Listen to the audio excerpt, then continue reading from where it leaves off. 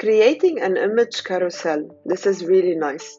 You click on it and then you start adding a bulk of pictures that you would like to use. So for example, I'm going to take you on upload and I'm going to choose a bulk of pictures that I have from my previous lessons. Now you have a set of pictures over here. From the settings, you could choose, for example, to show how many dots. The dots means 1 dot per page. And then the caption for the images, if they had caption. Here I don't have.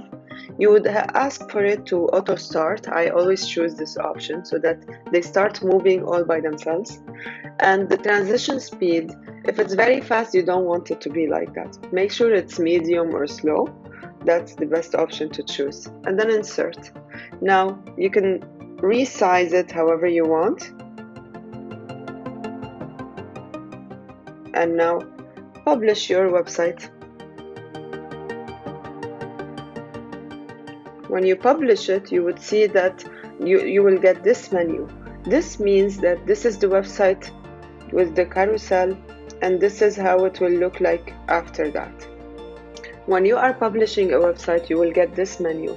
This shows you the draft where you have added the new element, and it's highlighted in green for you. Here it shows you what is published and not visible for others. So you click publish, and now when you want to view it, you put view published site.